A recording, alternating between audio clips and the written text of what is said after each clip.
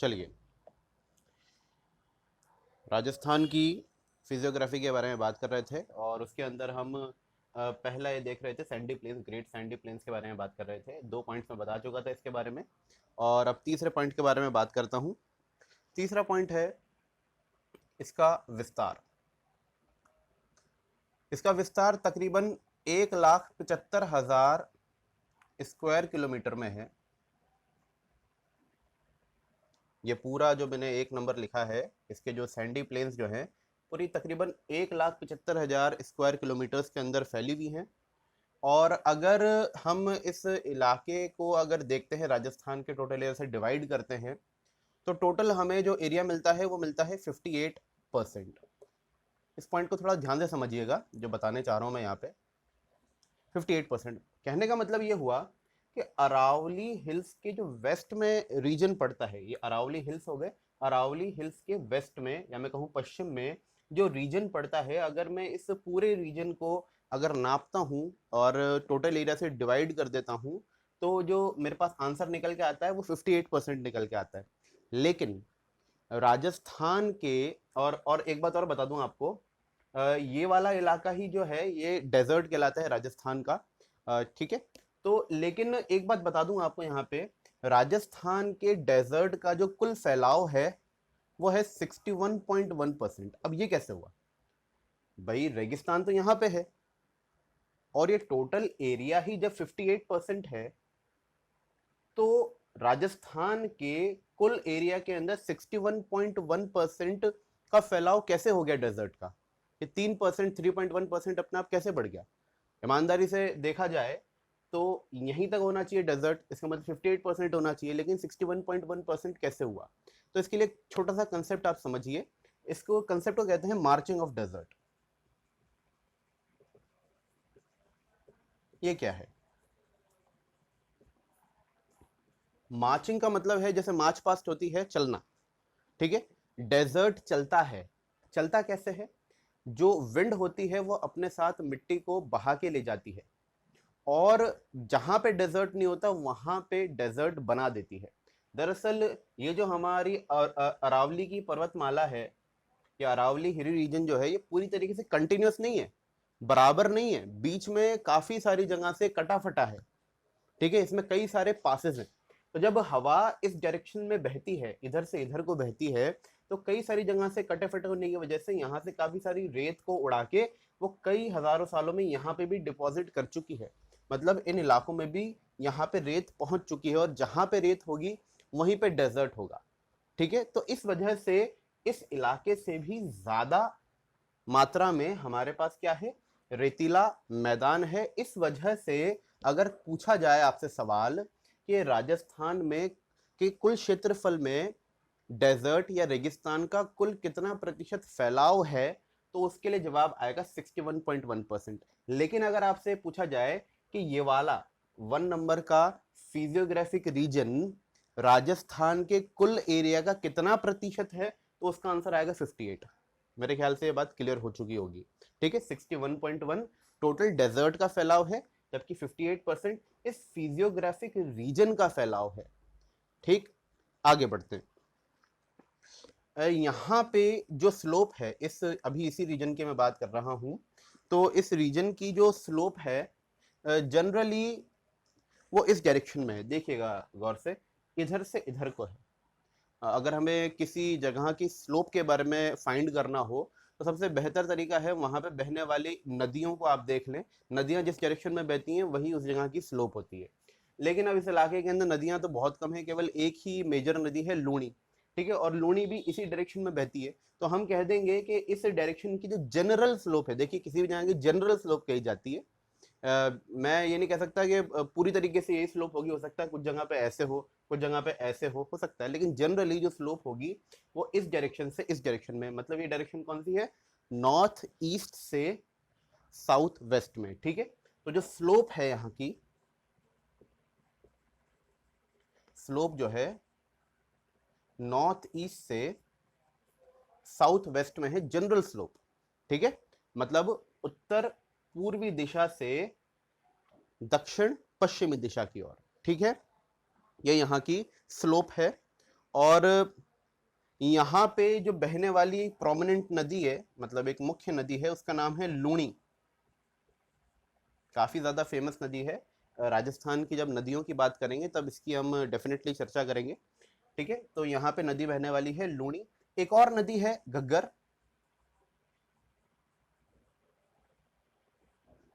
ठीक है, घग्गर इस इलाके में बहती है, यहाँ पे ऊपर श्री गंगानगर में।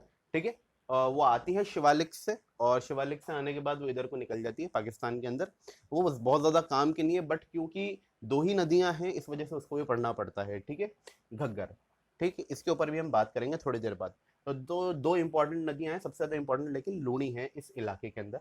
ठीक है, अगला पॉइंट अगर मैं बोल दूं तो यहाँ पे सॉइल कैसी पाई जाती है, सॉइल के बारे में बात कर लेते हैं यहाँ की। और जैसे आपको पता है सॉइल यहाँ पे रेत ही रेत है, तो जो सॉइल मिलती है वो सैंडी सॉइल मिलती है, सैंडी।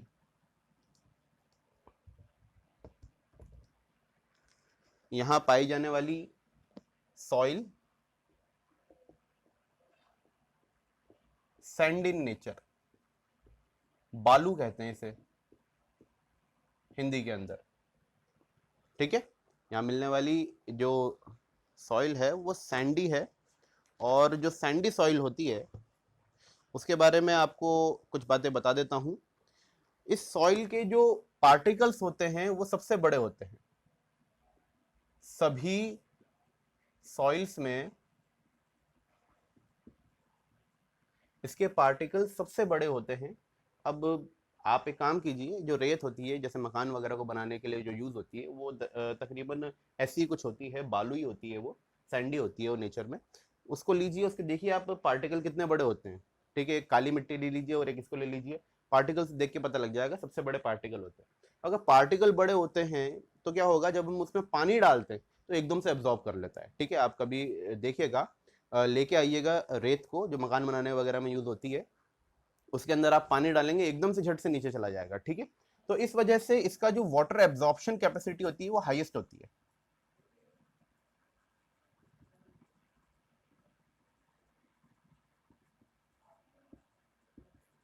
जल संग्रहण करने की जो इसकी कैपेसिटी है, पानी को सोखने की, ठीक है, वो सबसे ज्यादा होती है, क्योंकि इसके जो कण होते हैं वो सबसे ज्यादा बड़े होते हैं। जबकि इसके उलट, इस सॉइल के उलट, इस सैंडी सॉइल के उलट एक मिट्टी होती है काली मिट्टी जिसे बोलते हैं हम लोग ब्लैक सॉइल।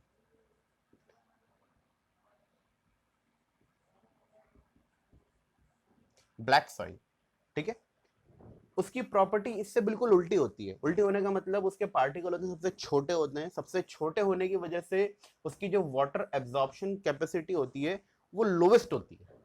ये क्या बात हुई, हाँ भाई, वो बिल्कुल वाटर को एब्जॉर्ब नहीं करती। आप देखिएगा जो काली मिट्टी होती है जिस जगह पे, वहां पे ऊपर की ओर पानी ऐसे ही नजर आ जाता है, नीचे नहीं जाता वो मिट्टी के अंदर, वो ऊपर ही नजर आता है। सोखती नहीं है मिट्टी क्योंकि वो चिकनी हो जाती है काफी ज्यादा। और चिकनी क्यों होती है, क्योंकि उसके पार्टिकल्स काफी ज्यादा छोटे होते हैं। तो ध्यान रखिएगा, काली मिट्टी की जो वाटर एब्जॉर्प्शन कैपेसिटी होती है वो मिनिमम होती है, जबकि इसकी मैक्सिमम होती है। ठीक है, हाँ, इसकी मैं कह सकता हूँ वाटर होल्डिंग कैपेसिटी हाईएस्ट होगी, क्योंकि ये ऊपर की तरफ पानी को होल्ड करके रख सकता है। कौन सी, काली मिट्टी। ठीक है, चलिए आगे बात करते हैं। ये बात हो गई यहाँ पे कैसी सॉइल मिलती है। इस सॉइल के अंदर जनरली जो ट्रेडिशनली हम लोग उगा सकते हैं वो है बाजरा।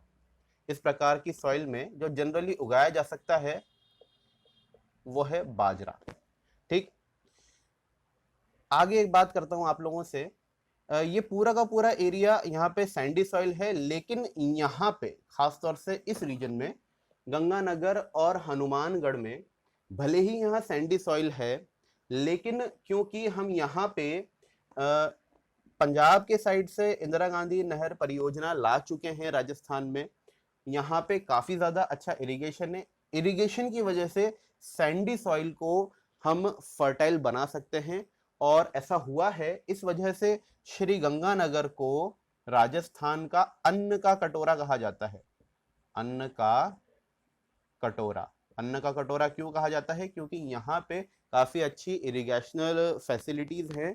यहाँ पे काफी ज्यादा मात्रा में गेहूं और चावल उगता है। वैसे पॉसिबल नहीं था अगर यहाँ पे नहर नहीं होती तो, क्योंकि यहाँ पे नदियां तो घग्गर है लेकिन वो घग्गर किसी काम की नहीं है, ठीक है, वो सूख जाती है, ठीक है। तो यहाँ पे जो पानी आता है वो इंदिरा गांधी नहर परियोजना से आता है, और श्रीगंगानगर को इसी वजह से राजस्थान का अन्न का कटोरा कहा जाता है, ये बात ध्यान रखिएगा, ठीक है। आगे की बातें करते हैं।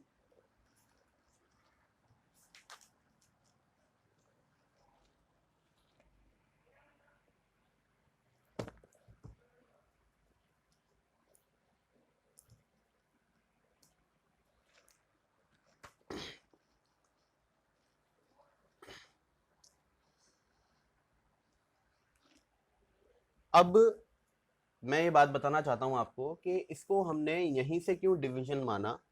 दरअसल इसके डिवीजन मानने के पीछे जो हमारी एनुअल रेनफॉल होती है उसका बहुत बड़ा रोल होता है। अगर आप इंडिया की ज्योग्राफी पढ़ें, वैसे मैं कोशिश करूंगा पढ़ाऊं, अगर मैं नहीं पढ़ा सका तो जो अच्छे एजुकेटर होंगे यूट्यूब पे जो पढ़ाते हैं, और उनका तकरीबन पूरा course free of cost available है यूट्यूब पे, मैं उनके बारे में आपको बता दूंगा, वहाँ पे आप इस चीज़ को देख लीजिएगा। लेकिन अगर आपको नहीं पता और आप लोग अगर डिमांड करेंगे, देखिए मैं वो चीज़ें पहले पढ़ाने की कोशिश करूँगा जो बहुत ज़्यादा इंपॉर्टेंट हैं, और जो आप लोग आसानी से कर सकते हैं उनको मैं बाद में लूँगा, ठीक है।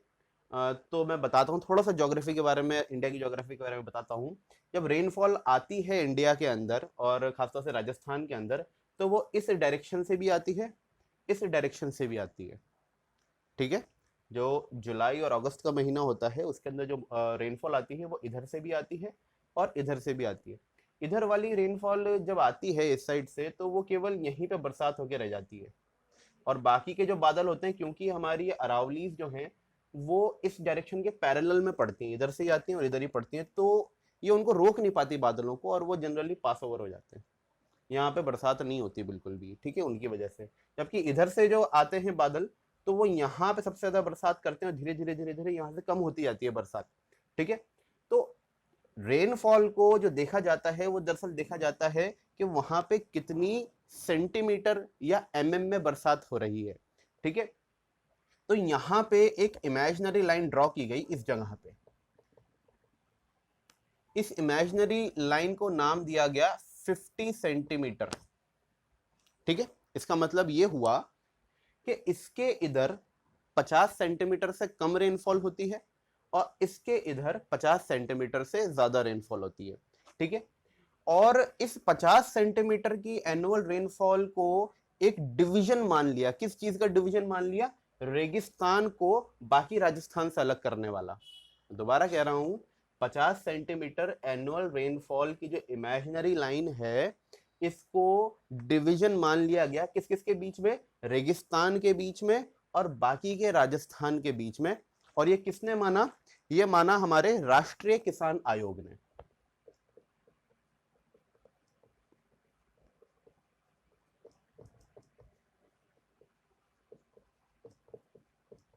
ठीक है, ये नाम याद रखना इंपॉर्टेंट नहीं है, राष्ट्रीय किसान आयोग। यहां पे आपको याद रखने वाली जो चीज है वो है 50 सेंटीमीटर की रेनफॉल की लाइन। ये आपके लिए इंपॉर्टेंट है।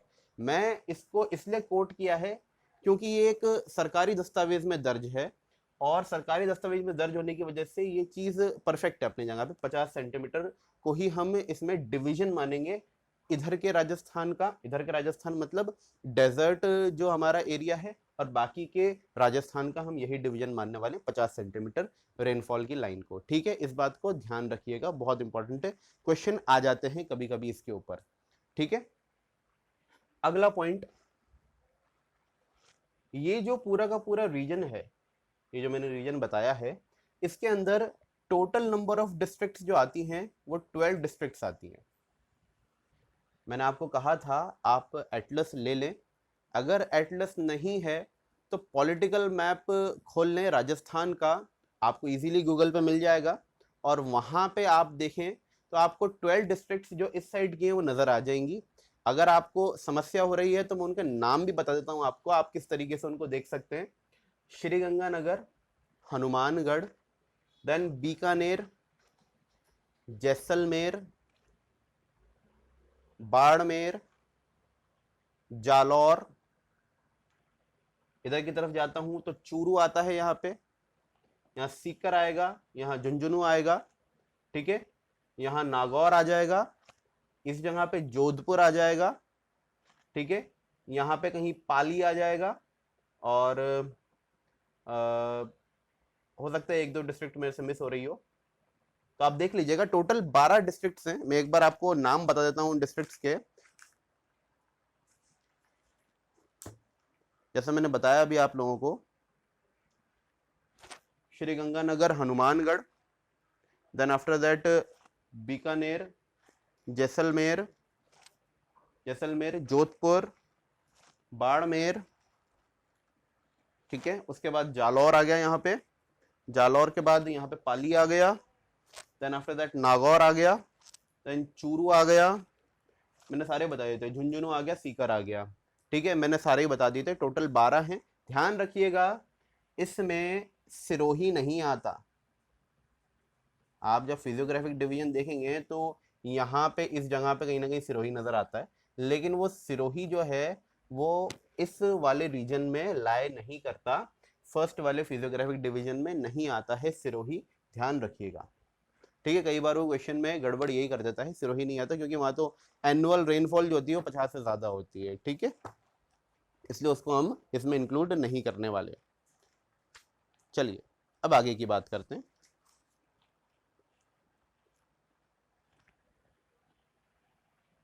मैं अब केवल हम लोगों के काम का मैप यहाँ छोड़ रहा हूँ, बाकी का मैप यहाँ से हटा रहा हूँ, क्योंकि वो अब यूज नहीं होने वाला हम लोगों को।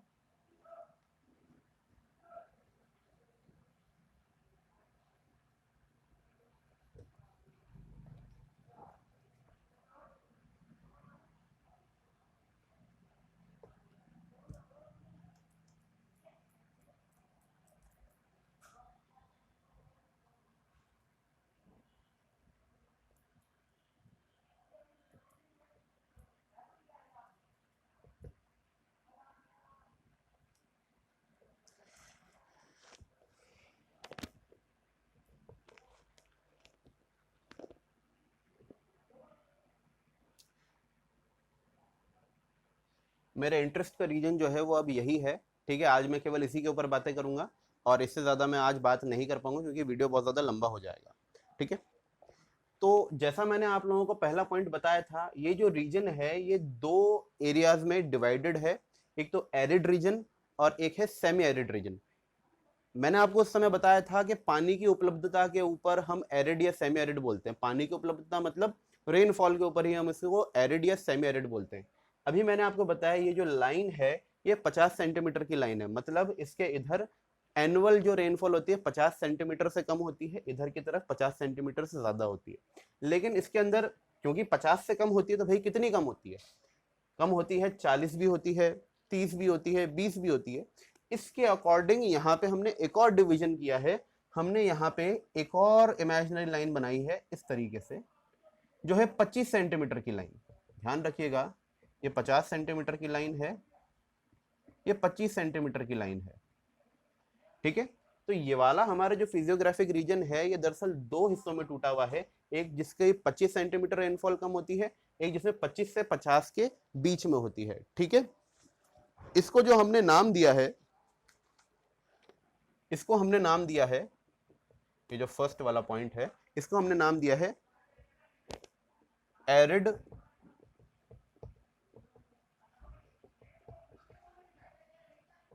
ग्रेट डेजर्ट, ठीक है। और ये जो दूसरा हमारा बचा हुआ भाग है इसे हमने नाम दिया है सेमी एरिड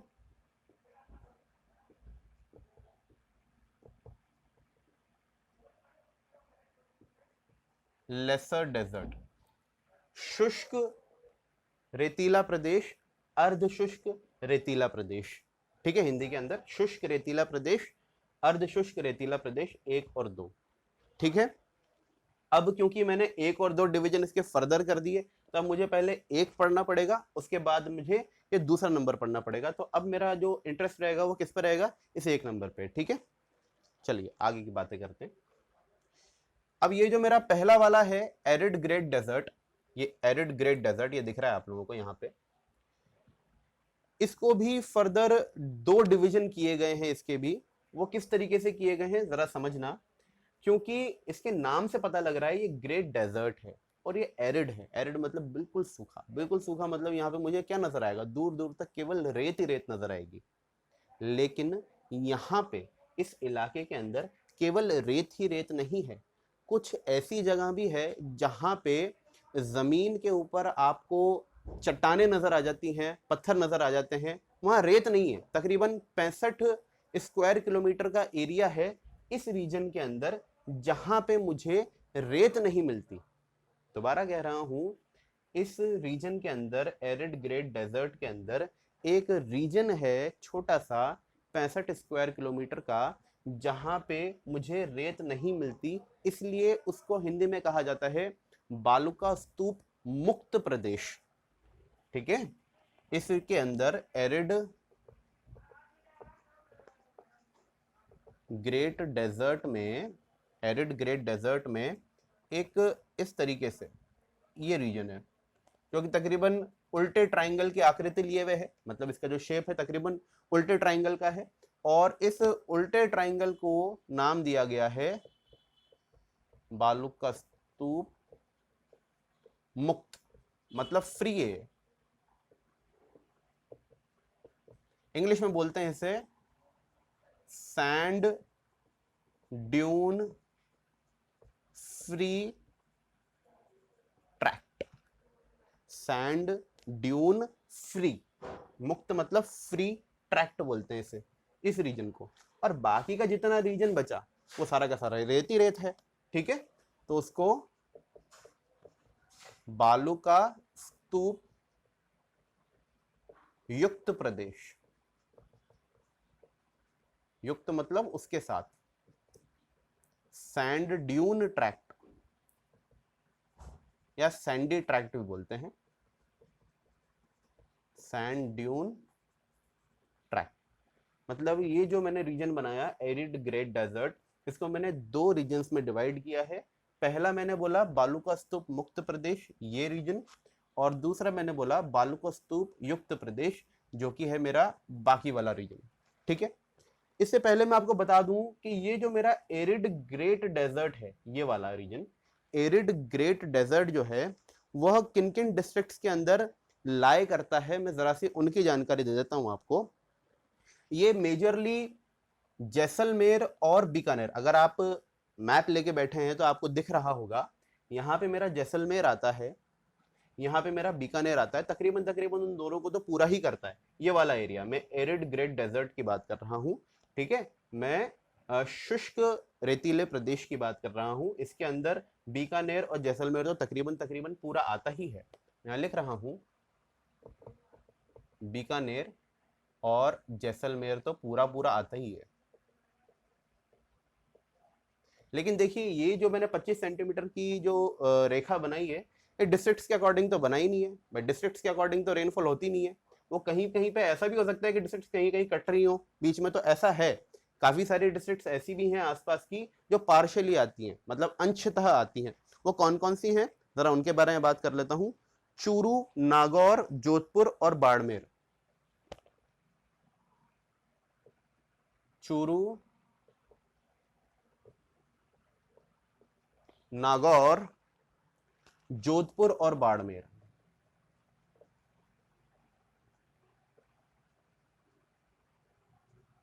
ये तो आती है पूरी, और ये आती है पार्शली या अंशतः। ठीक, दोबारा समझा रहा हूं आप लोगों को। एरिड ग्रेट डेजर्ट जो ये वाला रीजन है, इसमें कौन कौन सी डिस्ट्रिक्ट्स आती हैं, बीकानेर और जैसलमेर तो पूरी की पूरी आती हैं। इसके अलावा चूरू, नागौर, जोधपुर और बाड़मेर ये अंशतः आती हैं। ठीक है, तो क्वेश्चन इसके ऊपर फ्रेम हो जाता है। अब दोबारा उसके आगे बात कर रहा हूं। एरिड ग्रेट डेजर्ट को 2 हिस्सों में बांटा गया है। एक एरिया ऐसा है जहां पे चट्टाने ही चट्टाने हैं, वहां पे मुझे रेत नजर नहीं आती, उसको कहा गया सैंड ड्यून फ्री ट्रैक्ट या बालुका स्तूप मुक्त प्रदेश। और बाकी जहां पे बाकी जो बचा एरिया जहां पे रेत नजर आती है उसे कहा जाता है सैंड ड्यून ट्रैक्ट या बालुका स्तूप युक्त प्रदेश। ठीक है, यहां तक। अब जरा हम आगे बात करते हैं। अब मुझे इसकी बात करनी है, बालको स्तूप मुक्त प्रदेश की, मतलब इसकी बात करनी है। ठीक है, सबसे पहले मैं देख लेता हूं ये कहां से कहां तक फैला हुआ है। ठीक, देखिए जरा,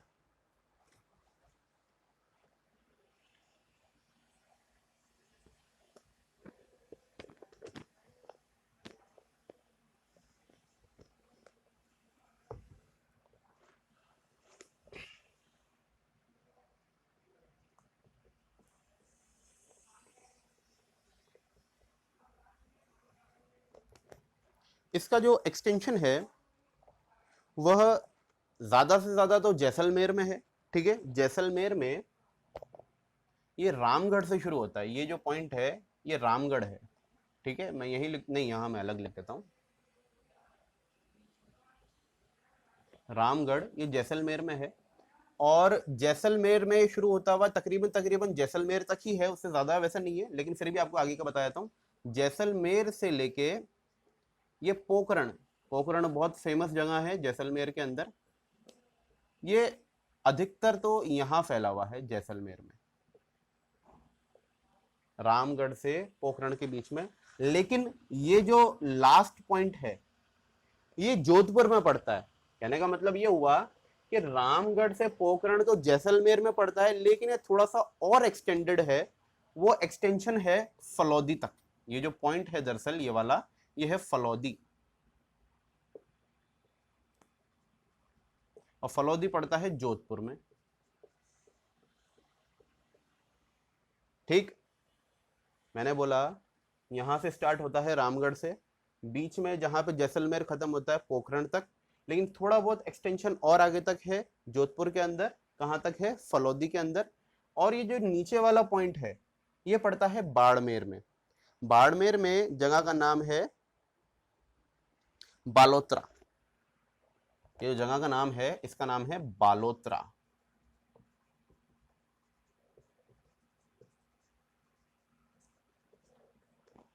ठीक है, तो इसका मतलब ये हुआ बालोतरा, रामगढ़ और फलौदी के बीच में उल्टे ट्राइंगल की आकृति में, ठीक है, इन्वर्टेड ट्राइंगल की जो आकृति है, शेप है, उसमें रीजन लाई करता है। कौन सा? मेरा सैंड ड्यून फ्री ट्रैक्ट। ठीक है, मैंने इसकी लोकेशन बता दी कहां से कहां तक ये लाई करता है। आप लोग कोशिश कीजिएगा इसी में यहीं पे मार्क कर लें, कौन सी डिस्ट्रिक्ट कौन सी है वो मार्क कर लें, ज्यादा बेहतर रहेगा। ठीक है, इस तरीके से अलग से ना लिखें क्योंकि बाद में दिक्कत होती है उसे समझने में। मैंने तो आपको समझाने के लिए यहाँ लिख दिया अलग से। ठीक है, आगे देखिए,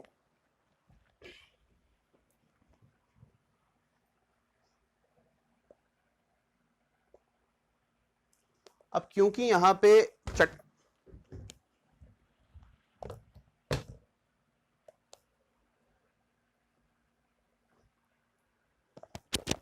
क्योंकि यहाँ पे चट्टाने चट्टाने मिलती हैं और काफी सारी यहाँ पे रॉक्स पाई जाती हैं, तो कौन कौन सी रॉक्स पाई जाती हैं जरा से मैं उनकी बात कर लेता हूं आपसे। यहाँ पे जनरली जो रॉक्स पाई जाती हैं वो है सेडिमेंट्री रॉक्स और इग्नियस रॉक्स।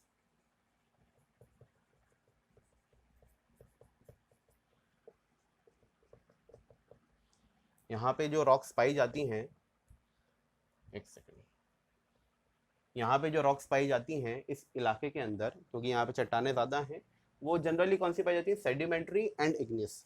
अगर आप लोगों को रॉक्स के बारे में जानकारी नहीं है तो मैं आपको बता दूं, मेंस के अंदर रॉक्स के बारे में हमें पढ़ना होगा। वो मेंस में ही आएगा, तो जब इंडिया की ज्योग्राफी पढ़ाई जाएगी तब मैं उसको देखूंगा, उससे टच करूंगा, उसके पहले कोई उसका यूज़ नहीं है। अभी मैं आपको थोड़ी सी जानकारी दे देता हूँ। इग्नियस रॉक्स दरअसल जो ज़मीन के अंदर मैग्मा होता है, पिघली हुई चट्टाने होती हैं, उनके जमने की वजह से जो चट्टाने बनती हैं वो इग्नियस रॉक्स कहलाती हैं। ठीक है, जमीन के अंदर जो मैग्मा होता है वो जब जम जाता है और जमीन के ऊपर वही चीज लावा कहलाती है, तो पिघली हुई चट्टाने होती हैं और कुछ नहीं होती, जब वो जम जाती हैं तो उससे कौन सी रॉक्स फॉर्म होती है? Igneous rocks. जब यही इग्नियस रॉक्स का धीरे धीरे इरोजन होता है, पानी की वजह से हो गया या हवा की वजह से हो गया, तो ये छोटे छोटे हिस्सों में टूट जाती है, छोटे छोटे इसके सेडिमेंट्स बन जाते हैं, पार्टिकल्स बन जाते हैं। और जब वही पार्टिकल्स कहीं दूर जाके एक जगह इकट्ठा होने लगते हैं, एक के ऊपर एक, एक के ऊपर एक, और फिर जब वो मान लीजिए अर्थ में नीचे दब गए, तो हाई टेम्परेचर की वजह से और थोड़ा सा प्रेशर की वजह से वही चीज किस में कन्वर्ट हो जाती है, सेडिमेंट्स के अंदर, और उसी को क्या कहते हैं, सेडिमेंट्री रॉक कहते हैं। ठीक है, तो ये कि इंटरचेंजेबल प्रोसेस होता है रॉक्स के बनने का। रॉक्स बार बार कैसे बन जाती हैं, वो इन्हीं से ऐसे घूमती रहती हैं बार बार। वो जब पढ़ाऊंगा मैं रॉक्स तब आपको ज्यादा बेहतर समझा पाऊंगा। ठीक है, अभी के लिए समझ लें कि ये जो होती हैं ये मैग्मा या लावा से बनती हैं, जबकि इन्हीं के टूटने फूटने से रॉक्स बनती है, वो कौन सी कहलाती है, सेडिमेंट्री रॉक्स कहलाती हैं। ठीक है, अब यहाँ पे जो सेडिमेंट्री रॉक्स पाई जाती हैं उसके एग्जाम्पल हैं लाइमस्टोन। लाइमस्टोन के पहले मैं जिप्सम लिखता हूँ कि जिप्सम आपका प्लास्टर ऑफ पेरिस होता है और कुछ नहीं होता है, इसको पीसने तो प्लास्टर ऑफ पेरिस बन जाता है। ठीक है, ये सर्वाधिक पाया जाता है सेडिमेंट्री रॉक्स के अंदर, जिप्सम या मैक्सिमम पाया जाता है। ठीक है, सेकंड नंबर पे है रॉक फॉस्फेट।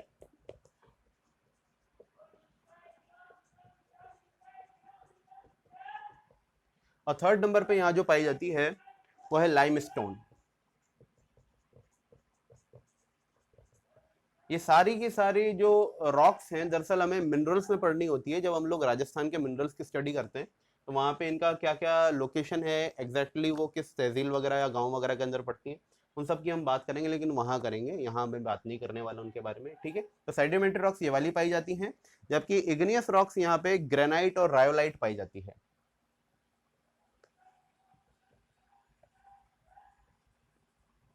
ग्रेनाइट और रेयोलाइट, इन दोनों के अंदर ये मैक्सिमम पाई जाती है ग्रेनाइट। ठीक है,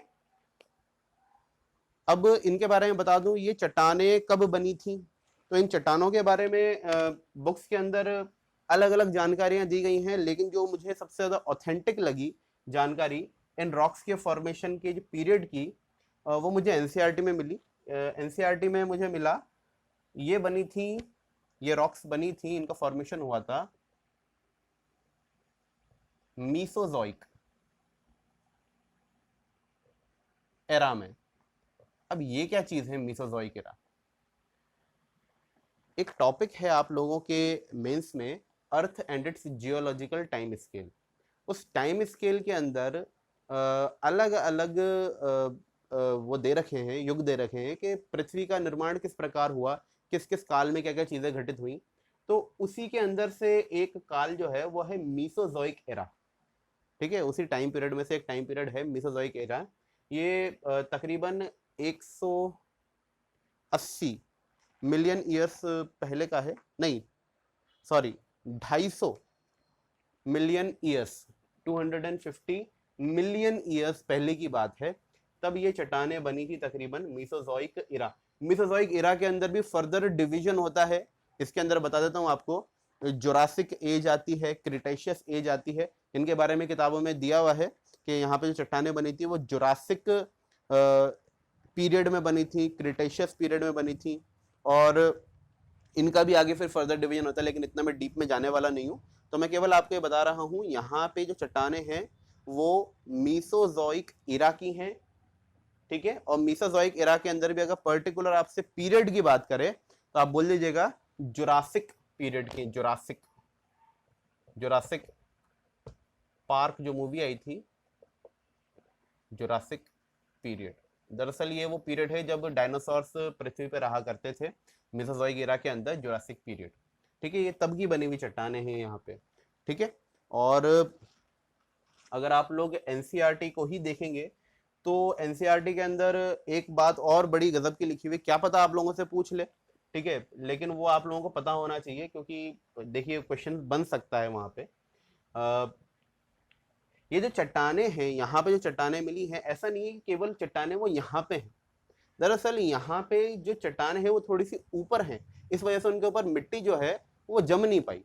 जबकि ऐसा नहीं है कि चट्टानें इन इलाकों में भी नहीं है, इन इलाकों में भी चट्टानें हैं, लेकिन वो काफी नीचे हैं। बात समझिएगा मेरी, चट्टानें हर जगह हैं, चट्टानें होती हैं। आपने देखा होगा कुछ साल पहले बाड़मेर जैसलमेर के अंदर बाढ़ आई थी। बाढ़ क्यों आई थी? जब ये अगर रेत है और रेत सबसे ज्यादा पानी एब्जॉर्ब कर लेती, नीचे पहुंचा देती है, तो बाढ़ क्यों आई थी? बाढ़ आई इसीलिए थी कि जितनी एब्जॉर्ब कर सकती थी रेत ने एब्जॉर्ब कर लिया था, लेकिन उसके नीचे चट्टानें थी, उन चट्टानों ने पानी एब्जॉर्ब नहीं किया था और वहां पे पानी ऊपर आ चुका था। फिर जितना वो कर सकती थी उन्होंने कर लिया, उसके बाद चट्टानों की वजह से ऊपर पानी तैरने लगा था। ठीक है, इस वजह से वहां बाढ़ आई थी, पानी रुक गया था वहां पे। ठीक है, अभी इसके ऊपर मैं बात करूंगा कैसे पानी रुकता है इन इलाकों के अंदर, क्या होता है क्या नहीं होता, कौन कौन से यहाँ पे छोटे छोटे हमें पानी को हार्वेस्ट करने की टेक्निक्स मिल जाती है, उनके बारे में बात करूंगा मैं। ठीक है, तो चट्टाने सब जगह हैं, लेकिन यहाँ पे कुछ ऊंची हैं और यहाँ पे काफी नीचे हैं, इस वजह से हम यहाँ पे केवल सैंडी ट्रैक्ट की बात करते हैं। तो यहाँ पे जो गजब की बात पता चली कि ये जो चट्टाने हैं, जब इनको ढूंढा गया पूरे इंडिया के अंदर, भाई ये चट्टाने और कहाँ कहाँ पाई जाती हैं, तो गजब की बात ये पता लगी कि ये चट्टाने हमें पाई जाती हैं इंडिया में इस तरफ, मतलब पेनिनसुलर रीजन के अंदर हमें यही इसी प्रकार की चट्टाने पाई जाती हैं।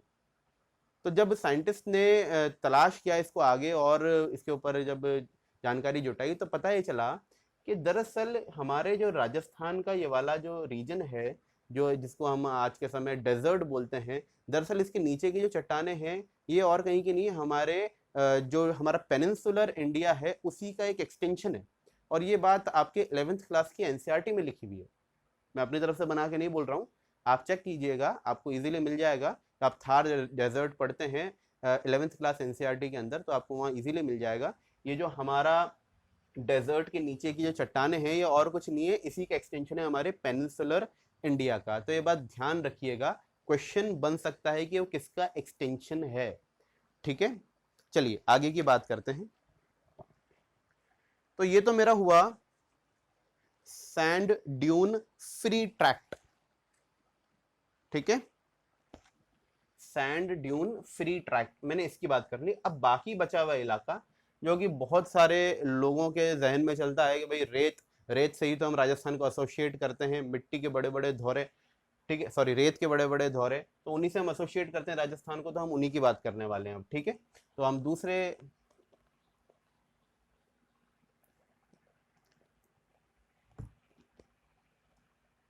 रीजन की बात करने वाले हैं, एरिड ग्रेट डेजर्ट के दूसरे रीजन की बात करने वाले हैं, सैंड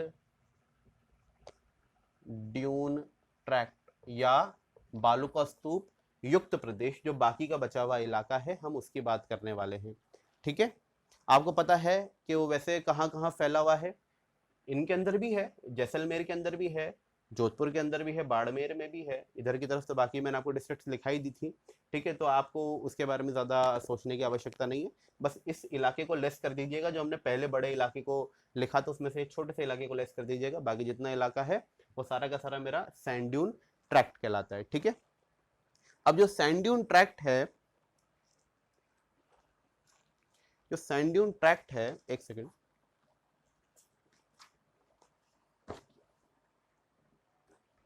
सैंड ड्यून ट्रैक्ट है, वहां पे इस इलाके में जो हमें जनरल फीचर्स नजर आती हैं, उनमें सबसे ज्यादा इंपॉर्टेंट फीचर कौन सी है, सैंड ड्यून ही है, बालू का स्तूप ही है सबसे ज्यादा इंपॉर्टेंट। ठीक है, इस इलाके के अंदर सबसे ज्यादा नजर आती है चीज वो रेत के धौरे, इनको धौरे भी कहा जाता है। ठीक है, जैसलमेर के अंदर इनका जो लोकल नेम है वो धरियन है।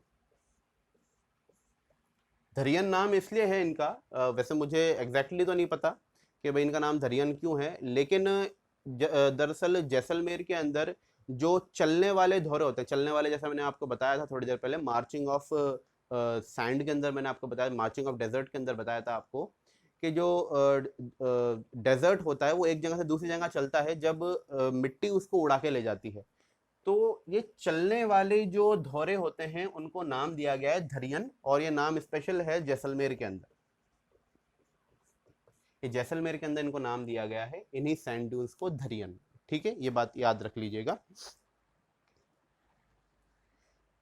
और यही जो हमारा रेतीला इलाका है, इसी को दरअसल भारतीय मरुस्थल बोलते हैं, the great Indian desert, Thar desert.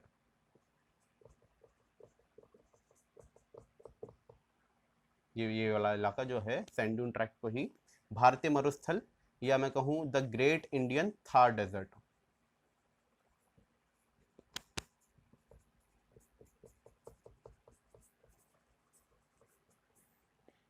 वैसे कोई पूछने वाला नहीं है, ये अंडरस्टूड बात है, सब लोग पढ़ते आए हैं बचपन से। ठीक है, तो ये इनके जनरल नाम हैं। ठीक, अब आगे देखिए, ये जो सैंड ड्यून्स होते हैं इनके बारे में हमें थोड़ी चर्चा करनी है। ये किस किस प्रकार के होते हैं और हमें कौन कौन से इम्पोर्टेंट है इसके लिए, उसकी ज़रा सी बात करनी है। चलिए आगे बात करता हूँ।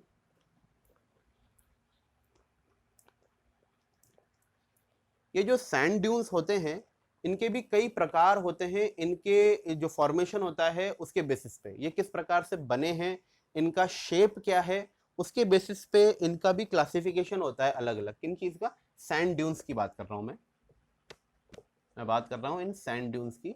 मतलब ये जो धौरे हैं मैं इनकी बात कर रहा हूं कि ये भी अलग अलग प्रकार के होते हैं, किस प्रकार से बने हैं उसके ऊपर। ठीक है, तो पहला प्रकार जो है वो है सैंड ड्यून्स का लॉन्गिट्यूडनल या लीनियर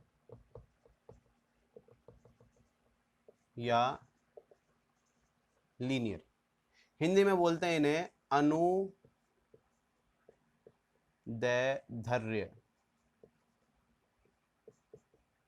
पता नहीं ऐसे कुछ लिखते हैं, या रेखीय। ये बिल्कुल आप इसको इस तरीके से समझिए जैसे हमने एक खेत होता है, खेत को जब हम जोत देते हैं तो जोतने के बाद खेत की जो आकृति होती है उसी तरीके के कुछ होते हैं लॉन्गिट्यूडनल या लीनियर सैंड ड्यून्स। मैं आपको मोबाइल के अंदर मैंने इनकी पिक ली थी, मैं थोड़ी सी आपको दिखा देता हूँ कि किस तरह के होते हैं, शायद आप लोगों को इजीली समझ में आ जाए। क्योंकि इन चीज़ों का एक बार आप जब खुद से देख लेते हैं आंखों से तो ये चीज़ें ज़्यादा बेहतर समझ में आती हैं।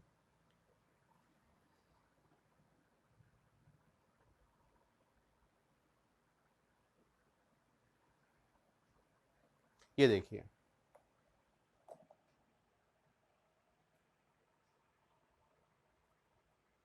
बिल्कुल सीधे सीधे से होते हैं।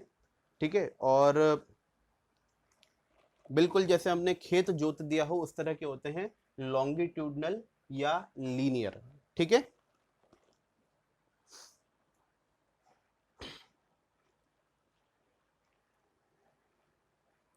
ये सबसे ज्यादा जैसलमेर में पाए जाते हैं, जैसलमेर में भी, रामगढ़ में सबसे ज्यादा जो ये पाए जाते हैं वो जैसलमेर में। जैसलमेर में भी कौन सी जगह है? रामगढ़, थोड़ी देर पहले मैंने आपको बताया था रामगढ़ का नाम।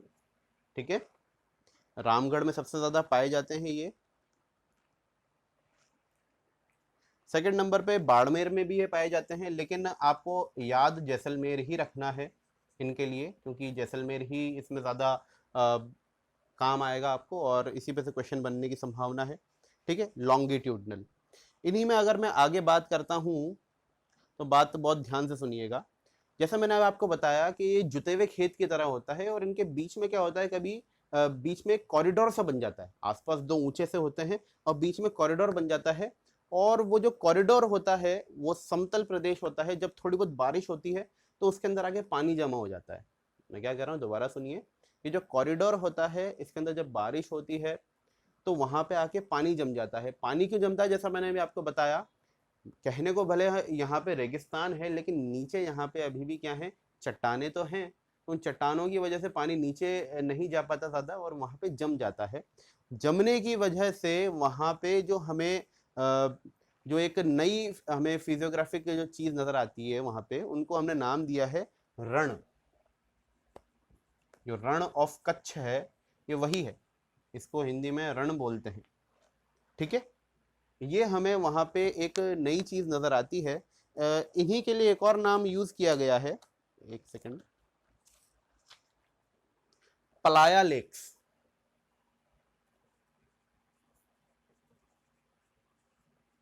पलाया झील या पलाया लेक्स।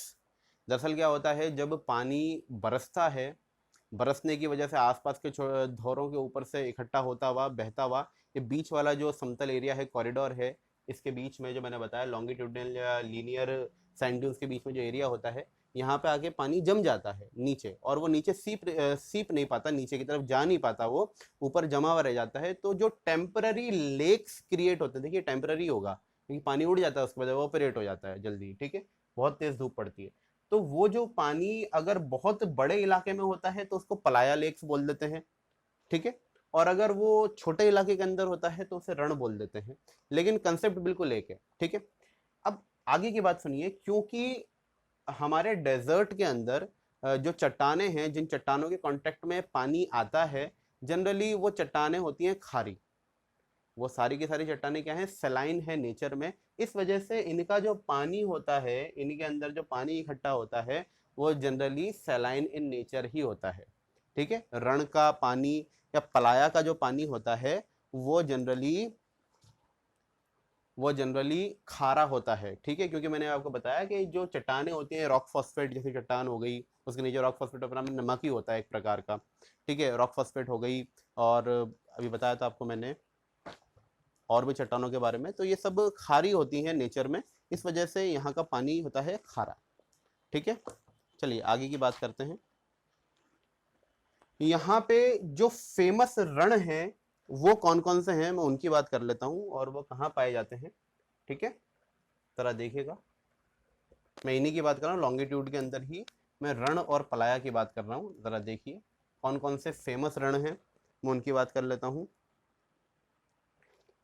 ये पाए जाते हैं पोखरण में, कानोद, बरमसर, बहरमसर भी बोलते हैं कुछ, बरमसर, लावा जगह का नाम है, ये सब जैसलमेर में है। इसका मतलब सबसे ज्यादा रण या पलाया लेक्स कहाँ पाए जाते हैं, हमारे जैसलमेर में। वो पाए भी जाएंगे क्योंकि सबसे ज्यादा जो हमारे अनुदैर्ध्य या रेखीय या लॉन्गिट्यूडनल या लीनियर जो सैंड ड्यून्स हैं वो कहाँ पाए जा रहे थे, जैसलमेर में। तो डेफिनेट सी बात है ये वहीं पाए जाएंगे। ठीक है, इसके अलावा जो फेमस हैं और दूसरे जो फेमस हैं मैं उनके नाम लिख रहा हूँ। ऐसा नहीं है केवल जैसलमेर में पाए जाते हैं, जैसलमेर के अलावा और भी पाए जाते हैं। एक का नाम है बाप। अब भाई नाम है तो क्या करें, नाम है तो है। ठीक है, ये जोधपुर के अंदर है, फेमस है। इसके अलावा है थोब, ये बाड़मेर में है। इसके अलावा है ताल छापर, बहुत ज्यादा फेमस जगह है ताल छापर, बाद में पता चलेगा क्यों है, अभी नहीं बता रहा मैं कुछ भी। चूरू में है। देखिए ऐसा नहीं है कि ये ट्रांसवर्स केवल यहीं पाए जाएंगे, थोड़े बहुत इधर भी पा लेते हैं भाई, उसमें कोई दिक्कत नहीं है। ठीक है, तो ताल छापर इस वजह से हमारे चूरू के अंदर आ गया है। ठीक है, डीडवाना नागौर, सेम चीज इसके साथ भी हुई। डीडवाना भी बहुत फेमस जगह है, बाद में आप जब लोग पढ़ेंगे आगे तो पता चलता जाएगा धीरे धीरे। ठीक है, तो ये कुछ फेमस रण हैं या पलाया लेक्स हैं जो राजस्थान के अंदर पाए जाते हैं, इन जगहों पे पाए जाते हैं, सबसे ज्यादा जैसलमेर के अंदर। ठीक है, तो मैंने रण और पलाया लेक्स के बारे में आपको समझा दिया है। ठीक है, और अब अगले सैंड ड्यून के बारे में बात करता हूं मैं। ये तो एक प्रकार का सैंड ड्यून था, एक सेकंड रुकिए। अच्छा ठीक है,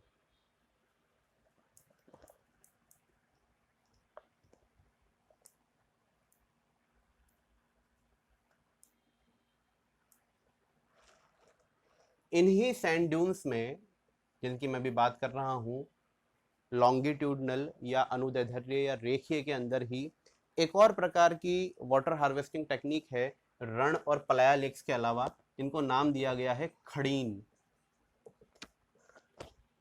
इस वाटर हार्वेस्टिंग टेक्निक को, ये मैन मेड होती है, जबकि पलाया या रण तो अपने आप नेचुरली अकरिंग होते हैं, वो अपने आप प्राकृतिक रूप से होते हैं, जबकि ये मनुष्य के द्वारा बनाए जाते हैं खड़ीन। दरअसल होता क्या है, एक ज़मीन है, ज़मीन के ऊपर मान लीजिए पानी बहता हुआ आया, और अगर उस पे हमने एक जिधर को मतलब निचली ज़मीन है, अगर वहाँ पे हमने एक मिट्टी का छोटा सा आप कह लें रुकावट बना दी, तो पानी जो है वो उस ज़मीन के ऊपर ही ठहर जाएगा और उसके अंदर धीरे धीरे नीचे सीप जाएगा, और सीपने के बाद जब वो सूखेगा तो ऊपर पपड़ी नुमा एक सरफेस बन जाएगी, जो कि अंदर काफ़ी ज़्यादा मॉइस्चर अपने समेटे होगी, और इस मॉइस्चर की वजह से उस ज़मीन के ऊपर खेती कर पाना बड़ा आसान होगा।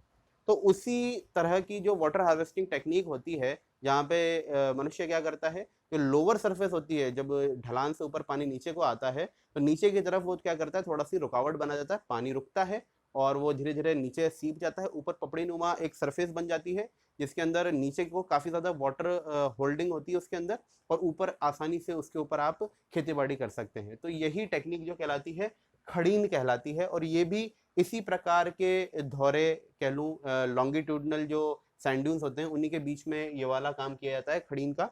और ये सबसे ज्यादा जो टेक्निक है जैसलमेर के अंदर ही एम्प्लॉय की जाती है। और जैसलमेर के अंदर इस टेक्निक को जो फेमस किया था वो किया था पाली वालों ने। पालीवाल ब्राह्मण होते हैं, ठीक है। तो ये जो ट्रेडिशनल टेक्निक है वाटर हार्वेस्टिंग की, ये इजाद की थी पालीवाल ब्राह्मणों ने, और इनके ऊपर तो एक पूरी डिस्ट्रिक्ट का नाम है पाली, पाली डिस्ट्रिक्ट पाली वालों के ऊपर ही है, ठीक है। और इस टेक्निक का कि भाई ये चीज पाली वालों के द्वारा यूज की जाती थी जैसलमेर के अंदर, इसका जिक्र हमें मिलता है अबुल फजल की जो रचना है N.A. अकबरी, ठीक है। अबुल फजल ये कौन है, कैसे हैं, किस लिए आए दुनिया में, इन सब की बात करेंगे मिडाइवल हिस्ट्री के अंदर, अभी मैं कुछ नहीं बताने वाला। N.A. अकबरी, इनकी किताब के अंदर ये सारी बातें लिखी हैं, ठीक है। तो इससे हमें पता लगता है कि भाई पाली वालों ने ये टेक्निक इजाद की थी, ठीक। अब मैं बात करता हूं अगले सैंड ड्यून के बारे में, किस प्रकार का सैंड ड्यून पाया जाता है राजस्थान में।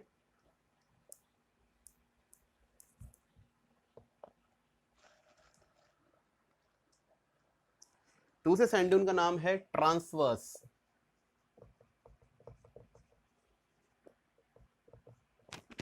ट्रांसवर्स सैंड ड्यून, या वेव लाइक भी कहते हैं इसको। हिंदी के अंदर इसका नाम है अनुप्रस्थ,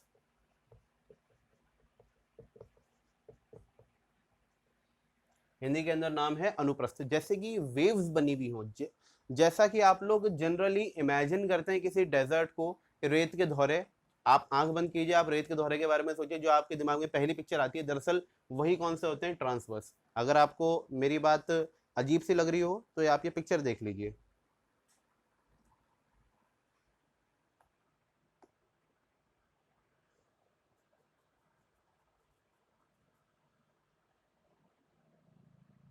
फोकस नहीं हो पा रहा है।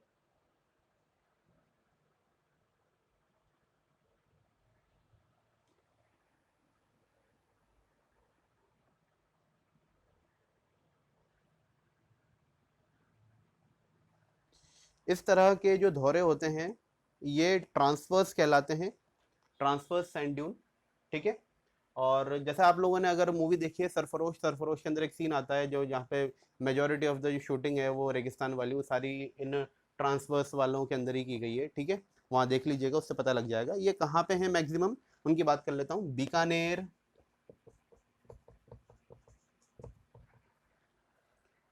हनुमानगढ़, श्रीगंगानगर, हनुमानगढ़, श्रीगंगानगर, जैसलमेर, जैसलमेर में तो खूब हैं, भर के हैं भैया। पाकिस्तान बॉर्डर पे आप चले जाएं, पाकिस्तान बॉर्डर पे तो आपको जो नज़र आते हैं वो यही नज़र आएंगे, ट्रांसवर्स, ठीक है।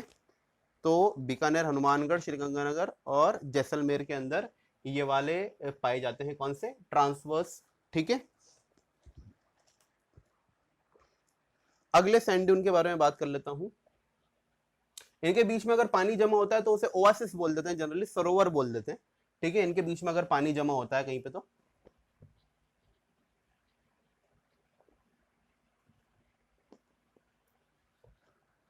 अगले सैंड ड्यून जो यहाँ पाए जाते हैं, इंटरेस्टिंग है नाम इनका, इनको बर, इंग्लिश के अंदर बरचान बोलते हैं, हिंदी के अंदर इनको बरखान बोलते हैं, और इनका एक और नाम है क्रेस्ट शेप्ड या क्रेसेंट शेप्ड, क्रेस्ट शेप्ड या क्रेसेंट शेप्ड सैंड ड्यून्स, जिनका जो नाम है एक्चुअली वो बरखान है, ठीक है। हिंदी के अंदर बरचन है, इंग्लिश के अंदर, ठीक है, इसको ध्यान रखिएगा।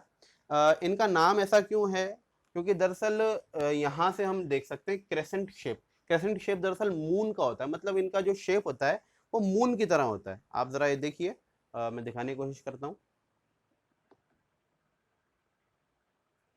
हवा की डायरेक्शन होती है ये, हवा की डायरेक्शन होती है ये, इधर से हवा आती है, इधर को इस साइड को हवा आती है और इधर से निकल जाती है। इधर वाला एरिया जो होता है यहाँ पे हवा नहीं आती, इस डायरेक्शन से हवा चलती है, ठीक है, इस डायरेक्शन से हवा चलती है। आप लोग गूगल पे खोल के देखेंगे, इमेज दिख जाएगी आपको, इस पे आपको हवा की डायरेक्शन भी नजर आ जाएगी, ठीक है। तो ये होते हैं बरचन, बरचन या बरखन। जैसे मान लीजिए मैं अभी यहाँ बना देता हूँ, ये चांद की आकृति में मैंने बना दिया, इधर से हवा आती है और इधर का एरिया होता है वो नीचा होता है। तो क्या होता है, ये जो एरिया नीचा होता है ये खाली एरिया होता है, ठीक है। और इस खाली एरिया को, जो लो लैंड होती है, इसको जो नाम दिया गया है वो नाम दिया गया है ढांड, ढांड।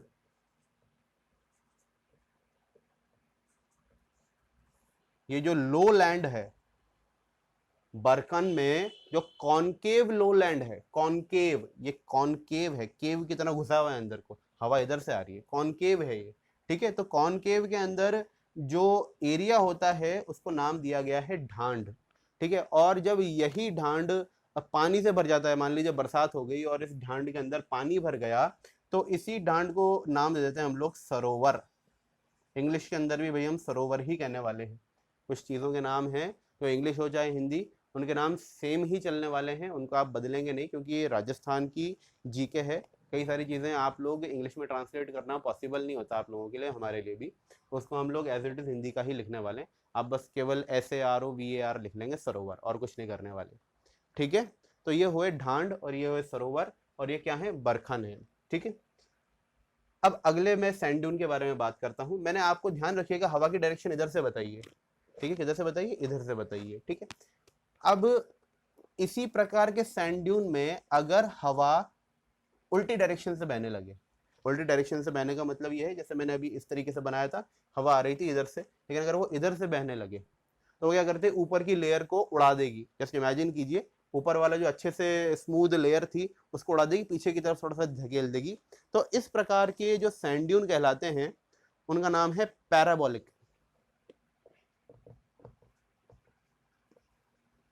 भाई हिंदी के अंदर भी पैराबोलिक ही लिखना, ठीक है, हिंदी का कोई स्पेशल नाम नहीं है इनका, इनको पैराबोलिक ही लिखेंगे, या फिर इनको बोलते हैं हेयर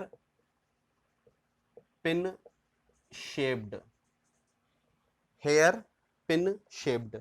अच्छा एक चीज रह गई, मैंने ये नहीं लिखवाया कि बरखान सबसे ज्यादा कहाँ मिलते हैं, ठीक है, बरखान सबसे ज्यादा कहाँ पाए जाते हैं वो मैंने नहीं लिखवाया है, तो जरा नोट कर लें। सबसे ज्यादा पाए जाते हैं चूरू के अंदर, दोबारा बोल रहा हूं, बरखान सबसे ज्यादा पाए जाते हैं चूरू में, after that Jaisalmer and Sikar, सबसे ज्यादा चूरू में, after that Jaisalmer and Sikar, ठीक है। अब बात कर रहा हूं मैं पैराबोलिक सैंड ड्यून्स की या hairpin shaped sand dunes की, ठीक है। ये सबसे ज्यादा पाए जाते हैं झुंझुनू में, या आप कह लो शेखावटी में। शेखावटी में कहां पे, झुंझुनू में। इससे ज्यादा और कुछ काम का नहीं है। पैराबोलिक या hairpin shape one liner में कभी कभी पूछ लेता है, ठीक है। इसके अलावा अगला जो मेरे पास सैंड ड्यून का नंबर आया वो आया स्टार शेप्ड।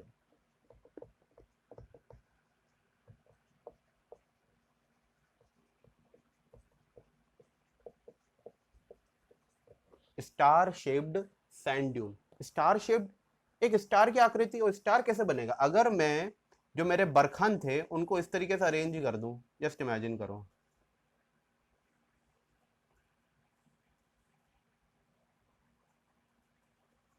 तो एक तरीके से स्टार बन गया, मानने में क्या जा रहा है, ठीक है। तो इसको हम कह देते हैं स्टार शेप्ड सैंड ड्यून। बनता कैसे, छोटे छोटे बरखंस को मिला के एक स्टार शेप्ड सैंड ड्यून बन जाता है। सबसे ज्यादा स्टार शेप्ड सैंड ड्यून्स जो पाए जाते हैं वो मोहनगढ़, पोखरण, मोहनगढ़, पोखरण, ये दोनों के दोनों जैसलमेर में है, ठीक है। ये दोनों कहाँ हैं? जैसलमेर में।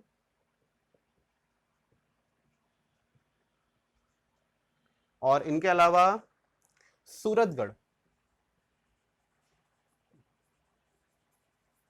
सूरतगढ़ श्री गंगानगर में आता है। ठीक है, श्री गंगानगर में सूरतगढ़। तो ध्यान रखिएगा, 3 जगह बहुत फेमस है स्टार शेप्ड सैंड ड्यून्स के लिए, इंपॉर्टेंट है, एग्जाम में पूछा जा चुका है। ठीक है, इसके अलावा जो सैंड ड्यून्स मिलते हैं जो कि बहुत कॉमन है, पूरे राजस्थान में मिल जाते हैं। पूरे राजस्थान का मतलब मैं इधर इसी इलाके की बात कर रहा हूँ, इधर की बात नहीं कर रहा, इसी इलाके की बात कर रहा हूँ।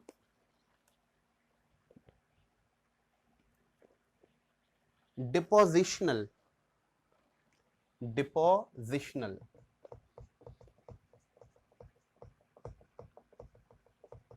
Depositional sand dune.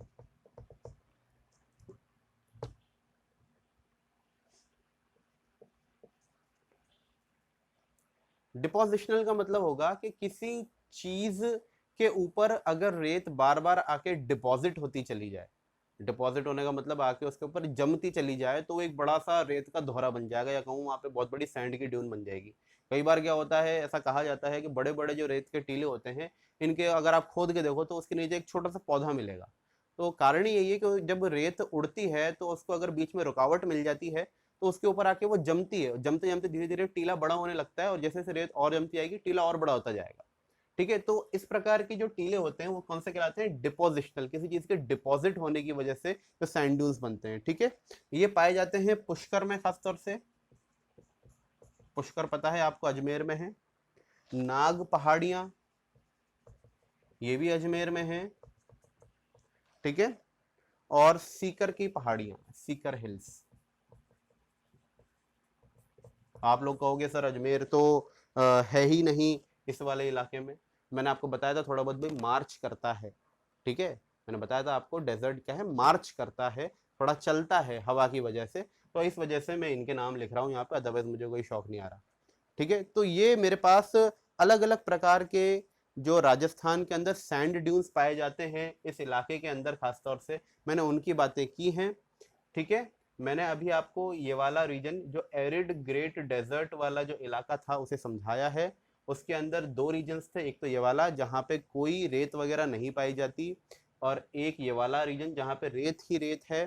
ठीक है, उसके अंदर जो अलग अलग प्रकार के सैंडल्स, क्योंकि देखिए सैंडल्स में एक ही जगह पढ़ा सकता हूँ, बाकी जगह भी जो जो सैंडल्स मिलते हैं उन सबको मैंने यहीं पे कवर करा दिया। ठीक है, कितने प्रकार के सैंडल्स राजस्थान में पाए जाते हैं वो मैंने सारे आप लोगों को बता दिए हैं। ठीक है, तो अभी मेरा 25 सेंटीमीटर रेनफॉल के इधर वाला जो एरिया था वो कंप्लीट हुआ है। ठीक है, अब हम आगे की बात करते हैं।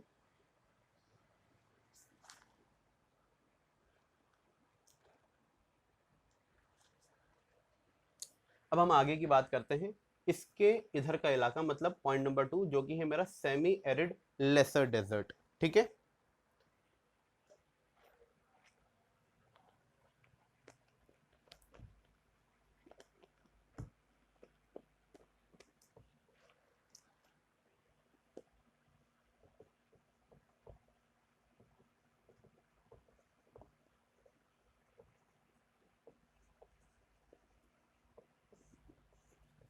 Semi arid laser desert. ठीक है, मैं अब इस इलाके की बात कर रहा हूँ, इस इलाके से मुझे अब मतलब नहीं है। ठीक है, ये मैं कंप्लीट कर चुका हूँ।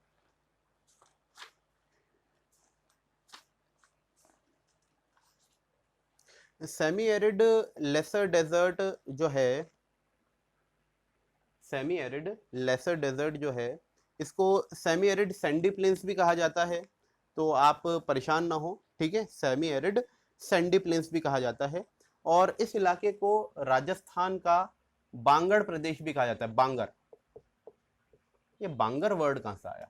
बांगर, देखिए क्या होता है, जब नदी बहती है तो नदी के साथ खूब सारा सिल्ट बह के आता है। सिल्ट जो डिपॉजिट होता जाता है तो काफी ज्यादा फर्टाइल लैंड बनती जाती है। अगर वो डिपॉजिट नया होता है उसे न्यू एलुवियल बोलते हैं। न्यू एलुवियल मतलब नया सिल्ट जो आया है जिसकी वजह से काफी फर्टाइल लैंड बनी है। ठीक है, उसे न्यू एलुवियल बोलते हैं। खादर बोला जाता है, खादर टेक्निकल वर्ड है उसके लिए, खादर। ठीक है, और अगर वही एलुवियल सॉइल जो थी अब नहीं आ रही है जमने के लिए, वो काफी हजारों सालों से जमी हुई है किसी जगह पे, काफी सालों पहले नदी लाई थी और वो जमी हुई है एक जगह पे, तो उसको नाम दिया जाता है बांगर। ठीक है, ये उसका टेक्निकल नेम है। अगर वो अब अभी नहीं आ रही, पुरानी ही जमी हुई है, तो उसका नाम क्या दिया जाता है, बांगर। और ये जो राजस्थान के इस इलाके को जो नाम दिया था, बांगर नाम जो दिया था, वो नाम दिया था राम लोचन सिंह जी ने। मैंने थोड़ी देर पहले राम लोचन सिंह जी का नाम लिया था। इन्होंने ही इस इलाके को, ये जो वाला इलाका है, इसको नाम दिया, सेमी एरिड डेजर्ट को नाम दिया इन्होंने बांगर, क्योंकि इन्होंने ये माना कि ये जो इलाका है ये पहले नदियों से सिंचित रहा होगा, यहाँ पे नदियां बहती होंगी, और उन्होंने यहाँ पे काफी ज्यादा एलुवियल जो था, एलुवियल सॉइल जो थी वो लाके डिपॉजिट करती, और वो समय के साथ धीरे धीरे वो सैंडी सॉइल में कन्वर्ट हो गई, वो बात अलग है। लेकिन ये इलाका उन्होंने क्या माना है, बांगर प्रदेश माना है राजस्थान का। ठीक है, यहाँ पे जो सॉइल मिलती है वो लाल प्लस भूरी, सॉरी लाल प्लस पीली, लाल मिट्टी प्लस पीली मिट्टी मिलती है। इस पूरे इलाके के अंदर जो मिट्टी पाई जाती है वो रेड सॉइल और येलो सॉइल पाई जाती है, इस बात का आप ध्यान रखिएगा। ठीक है, अब इस रीजन को भी फर्दर, ये जो रीजन है, जो सेमी एरिड लेसर डेजर्ट है, इसको भी चार अलग अलग रीजन्स में बांटा गया है। ठीक है, चार अलग अलग रीजन्स में इसको बांटा गया है। पहला तो डिवीजन यही हो गया इस जगह पे। ठीक है, देखिएगा जरा ध्यान से, सेमी एरिड लेसर डेजर्ट को कौन कौन से चार रीजन में बांटा गया है, मैं उनको पढ़ा रहा हूं अब। तो पहला रीजन जो है उसको नाम दिया गया है घग्गर प्रदेश। पहले रीजन का नाम है घग्गर प्रदेश।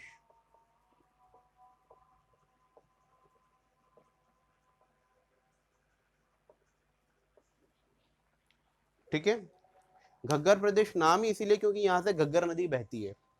ठीक है, ये खासतौर से लाई करता है केवल हनुमानगढ़ और श्रीगंगानगर में। दो तीन बार बता चुका हूं इन डिस्ट्रिक्ट्स के बारे में, तो आपको पता होना चाहिए। श्रीगंगानगर और हनुमानगढ़ में ही ये रीजन लाई करता है।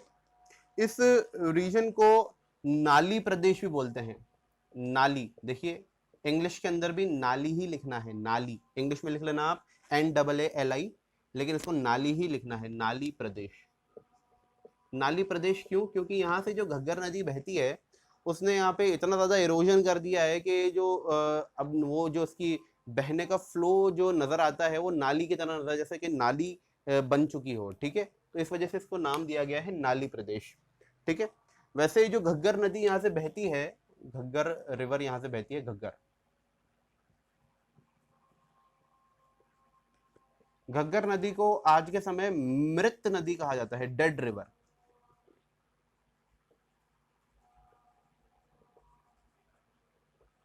डेड रिवर इसलिए कहा जाता है क्योंकि इतना ज्यादा इरोजन हो चुका है नीचे का कि अब पता ही नहीं चलता कि एग्जैक्टली रिवर का बेड कौन सा है।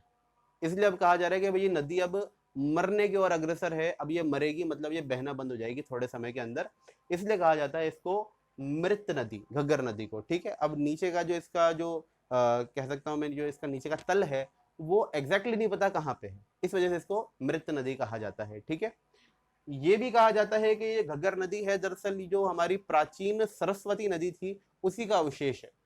ठीक है, प्राचीन सरस्वती नदी जिसका हमारे वैदिक सभ्यता में जिक्र किया जाता है, ये उसी का बचा हुआ अवशेष है घग्गर नदी। ठीक है, ऐसा कहा जाता है, अलग अलग विद्वानों का अलग अलग मानना है। ये एक सरकारी किताब में लिखा हुआ है, इसलिए मैं आपको बता रहा हूँ। अगर आपको देखना हो तो आप राजस्थान अध्ययन में देख सकते हैं, क्लास 12th में वहाँ लिखा हुआ है। ठीक है,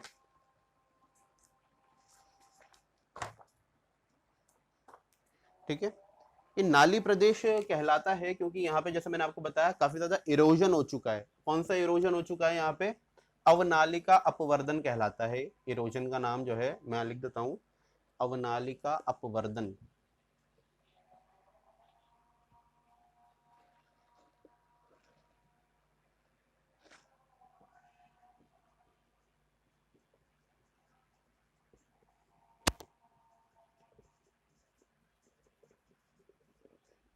इसको एक टेक्निकल नाम दिया गया है एवलांच इरोजन। अगर एवलांच इरोजन आप नहीं लिखना चाहें इंग्लिश के अंदर तो आप अवनालिका अपवर्दन लिख दें हिंदी के अंदर, कोई दिक्कत नहीं है। ठीक है, ज़्यादातर लोग राजस्थान के अंदर हिंदी की टर्म्स को ही ज़्यादा बेहतर मानते हैं, तो आप लोग अवनालिका अपवर्दन ही लिख दें। नाली प्रदेश इसलिए कहलाया क्योंकि यहाँ पे जो इरोजन हुआ है वो अपनालिका अपवर्दन, इसका मतलब नाली जैसा इरोजन हुआ, नालियां बना बना के छोड़ दी है। ठीक है, ये बात ध्यान रखिएगा। ये इसके बारे में आपको बता चुका हूँ। यहाँ पे जो मेजर सोर्स ऑफ इरिगेशन है वो इंदिरा गांधी नहर परियोजना है इस इलाके के अंदर। इससे इतना कोई पानी वानी नहीं आता यहाँ पे। ठीक है, और इस वजह से उसको अन्न का कटोरा भी कहा जाता है श्री गंगानगर को। ये बात मैं आपको बता चुका हूँ इस एरिया के बारे में, ये बात और ऐड कर लीजिएगा इसके अंदर। ठीक है, उसके बाद जो दूसरा रीजन आता है वो आता है शेखावटी प्रदेश। यहाँ तक मैं बात कर चुका हूँ कि दूसरा प्रदेश जो आया मेरे पास वो कहलाता है शेखावटी रीजन। इसके ऊपर मेंस में क्वेश्चन भी आया था 5 नंबर का, शेखावटी प्रदेश के बारे में आप बताएं। तो अब देखते हैं हम 5 पॉइंट इकट्ठे कर पाते हैं नहीं कर पाते। पहला पॉइंट तो आपकी मैपिंग हो जाती है, मैप आप बना दें। मैप के अंदर आप ये बता दें शेखावटी रीजन कहाँ लाया करता है, तो 1 नंबर तो उसी का मिल जाता है। ठीक है, तो दूसरा मैं बता रहा हूँ इसके अंदर सेमी एरिड लेसर डेजर्ट के अंदर हम पढ़ रहे हैं शेखावटी रीजन, शेखावटी प्रदेश।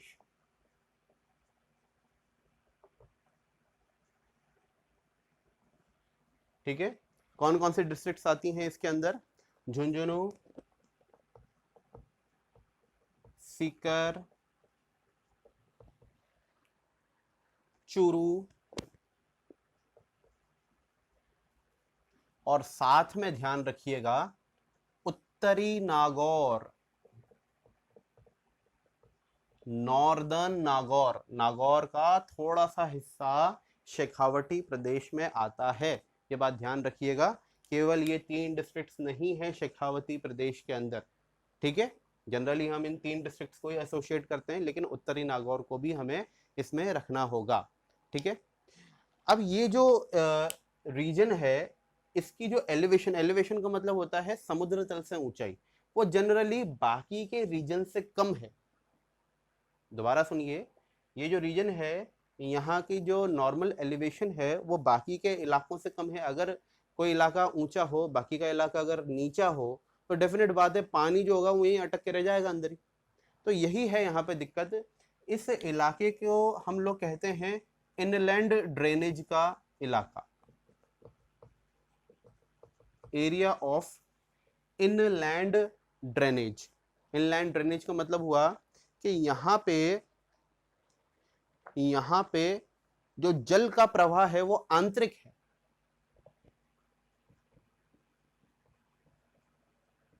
आंतरिक जल प्रवाह मतलब यहाँ पे जो भी नदियां वगैरह बहती हैं उनका पानी बाहर नहीं जाता, यहीं बह के यहीं खत्म हो जाता है।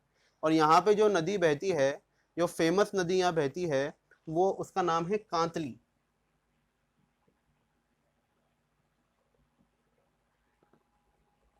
यहाँ जो फेमस नदी बहती है, सीजनल रिवर है, पेरिनियल नहीं है।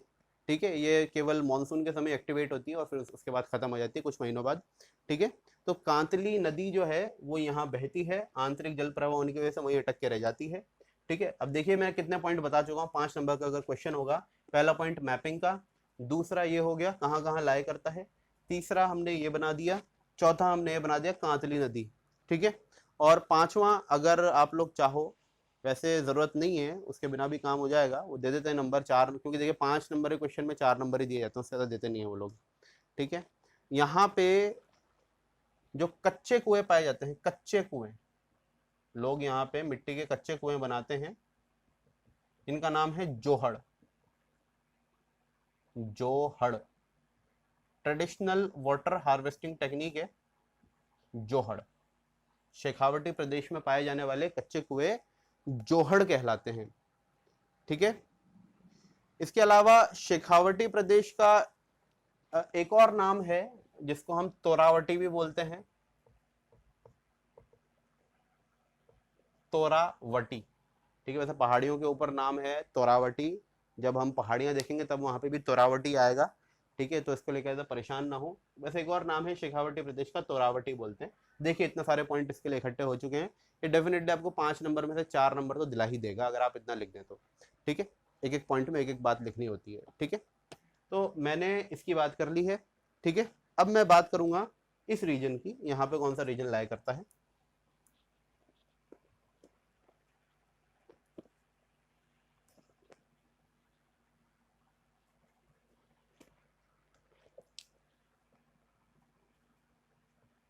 ये मेरा तीसरा रीजन आएगा, ये मेरा फर्स्ट हो गया यहाँ पे, ये मेरा सेकंड हो गया, थर्ड मेरा रीजन आएगा। इसको नाम दिया गया है नागौरी उच्च भूमि, नागौरी हाईलैंड्स।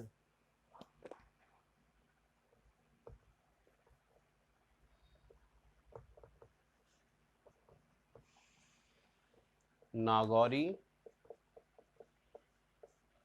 उच्च भूमि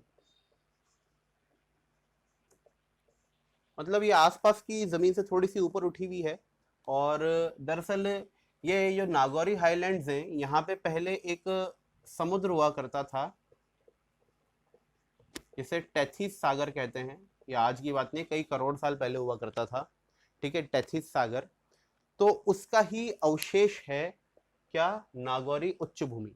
अब क्योंकि वो सागर था, तो डेफिनेट बात है, जो सागर नमकीन इसीलिए होता है क्योंकि उसका जो बेड होता है, उसके अंदर जो रॉक्स होती हैं वो अपने आप में सॉल्टी इन नेचर होती हैं, मतलब वो अपने आप में उनमें नमक होता है काफ़ी सारा।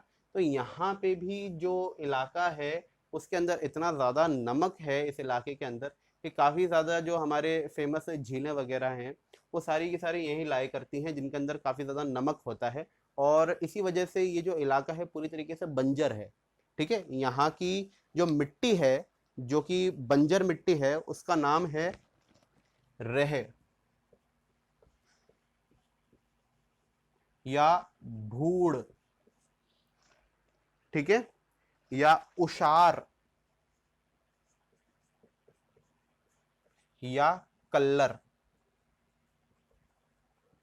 ये यहाँ की मिट्टी का नाम है, जो कि अनुपजाऊ है, इसमें कुछ नहीं उग सकता। और मैंने आपको बता दिया कि क्यों नहीं उग सकता। ठीक है, और क्योंकि यहाँ पे इतने ज़्यादा जो यहाँ की ज़मीन है उसमें इतना ज़्यादा नमक है, इस वजह से यहाँ का जो पानी होता है ज़मीन का वो भी काफ़ी ज़्यादा खारा होता है, उसमें काफ़ी ज़्यादा फ्लोराइड की मात्रा पाई जाती है। और फ्लोराइड की मात्रा होने की वजह से जब लोग उसे पीते हैं तो उनकी जो हड्डियाँ होती हैं वो टेढ़ी मेढ़ी हो जाती हैं, उनकी जो हड्डियां हैं वो टेढ़ी मेढ़ी हो जाती हैं, क्योंकि यहाँ के जो पानी है उसमें जो परमिसिबल लिमिट होती है पानी के अंदर वो 1.5 ppm होती है, पार्ट्स पर मिलियन पानी के अंदर फ्लोराइड की मात्रा। ठीक है, लेकिन वो यहाँ पे काफ़ी ज़्यादा है, इससे इस वजह से लोगों की जो हड्डियां वगैरह होती हैं टेढ़ी मेढ़ी हो जाती हैं। इस रोग को फ्लोरोसिस बोलते हैं। ठीक है, लेकिन ये इलाका इस वजह से बदनाम है, और बदनाम होने की वजह से इस इलाके को जो नागौर और अजमेर का एडजॉइनिंग इलाका है, जहाँ पे पानी की इतनी बुरी समस्या है कि सॉल्ट्स बहुत ज़्यादा घुले हुए हैं, इस वजह से इस इलाके को कुबड़ पट्टी, क्योंकि देखिए कुबड़ बन जाते हैं लोग, हड्डियां टेढ़ी हो जाती है, या उसे बांका पट्टी भी बोलते हैं, बांका, इस रीजन को कुबड़ पट्टी या बांका पट्टी, नागौरी हाई लैंड्स के इलाके को, जहाँ पे पानी के अंदर फ्लोराइड की मात्रा 1.5 ppm से ज़्यादा है, जो कि डायरेक्टली पीने योग्य नहीं होता, जिसकी वजह से फ्लोरोसिस जैसा भयानक रोग हो जाता है। तो उस इलाके को क्या कहा जाता है, कुबड़ पट्टी या बांका पट्टी। ठीक है, और यहाँ पे बीच में एक ऐसा इलाका है जो कि उपजाऊ है, इसी इलाके के अंदर एक बीच में इलाका है जो कि उपजाऊ है, उसको सुहालक प्रदेश कहा गया है।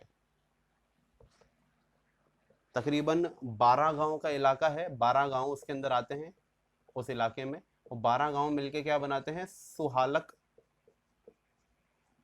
प्रदेश। सुहालक, सबसे अच्छा बैल यहीं का होता है पूरे राजस्थान के अंदर, बैल। जब हम लोग लाइव स्टॉक देखेंगे